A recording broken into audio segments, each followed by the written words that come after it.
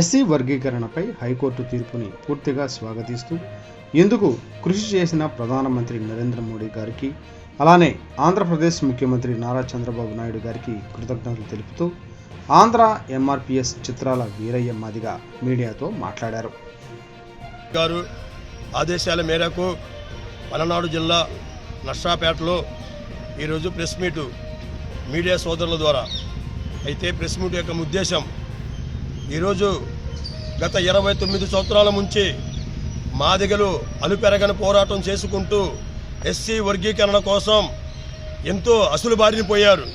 ఉమ్మడి ఆంధ్రప్రదేశ్గా ఉన్నప్పుడు కూడా హైదరాబాదులో సంజయ్ మాదిగ, దామోదర్ మాదిగ, మహేష్ మాదిగను కూడా నలుగురు మాదిగల బిడ్డలు కూడా బలైపోయినాడు ఈ ఎస్సీ వర్గీకరణ కోసం.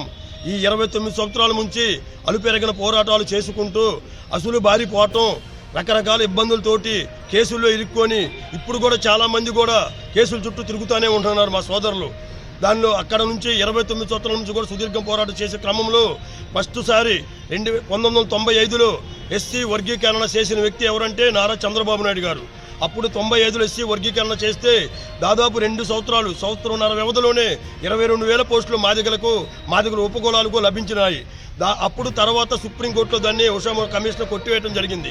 అప్పటి నుంచి 2000 సంవత్సరం నుంచి మళ్ళీ పోరాటం స్టార్ట్ చేసి మాదిగల ఉపకులాలు అలుపెరగని పోరాటాలు చేసుకుంటూ వచ్చే క్రమంలో మొన్న జరిగిన పార్లమెంట్లో ఎన్నికల్లో కానీ, మొన్న జరిగిన అసెంబ్లీ ఎన్నికల్లో కానీ ప్రధానమంత్రి మోదీ గారు కానీ, ఇక్కడ మన రాష్ట్రానికి వస్తే ఏపీ చంద్రబాబు నాయుడు గారు కానీ ఎస్సీ వర్గీకరణకు మేము కట్టుబడి ఉన్నాము, ఖచ్చితంగా అధికారంలోకి వస్తే ఎస్సీ వర్గీకరణ చేస్తాము, మాదిగల ఉపకులాలకి న్యాయం చేస్తామని పీఎం గారు, ప్రధానమంత్రి గారు, చంద్రబాబు నాయుడు గారు, లోకేష్ బాబు గారు కూడా హామీ ఇవ్వటం జరిగింది.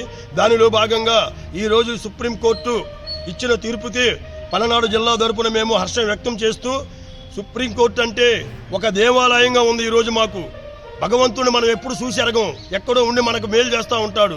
కానీ సుప్రీంకోర్టు మాత్రం ఒక దేవాలయంగా భావించుకుంటున్నాం మేము. అలాంటి దేవాలయం ఇచ్చిన సుప్రీంకోర్టు వల్ల మాదిగలు ఉపకులాలు మాలను కూడా అందరికీ సమానంగా న్యాయం జరిగిద్దన్న దాని మీద మేము సుప్రీంకోర్టు తీర్పును గౌరవిస్తూ, సుప్రీంకోర్టును ఒక దేవాలయంగా భావిస్తూ, చట్టాన్ని గౌరవిస్తూ, అలాగే దానిలో భాగంగా ఇకపోతే ఖచ్చితంగా ఏపీలో నారా చంద్రబాబు నాయుడు గారు ముఖ్యమంత్రి వర్యులు ఖచ్చితంగా వర్గీకరణ చేస్తాడు.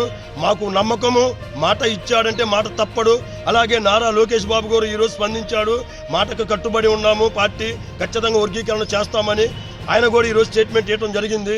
మేము అలాగే దానిలో భాగంగా కూడా ఆ రోజు చంద్రబాబు నాయుడు గారు జైల్లో ఉన్నప్పుడు కూడా రాష్ట్ర వ్యాప్తంగా ఎంఆర్పిఎస్ అందరం కలిసి కూడా మేము దీక్షలకు మద్దతు చేయడం జరిగింది. దానిలో భాగంగా కూడా మన కూటమికి కూడా వస్తే ఖచ్చితంగా వర్గీకరణ చేస్తానని చంద్రబాబు నాయుడు మాట ఇచ్చిన క్రమంలో కూడా కూటమికి కూడా ఎంఆర్పిఎస్ మొత్తం మేము మద్దతు ఇచ్చి, మాదిగల ఉపకులాలు మొత్తం మద్దతు ఇచ్చి పార్టీని గెలిపించుకున్నందుకు ఈరోజు ఖచ్చితంగా వర్గీకరణ చేస్తాడు చంద్రబాబు నాయుడు గారు అని మేము భావిస్తూ ఈ ప్రెస్ మీట్ ద్వారాగా మేము సుప్రీంకోర్టు తీర్పును గౌరవిస్తూ హర్షం వ్యక్తం చేస్తాం.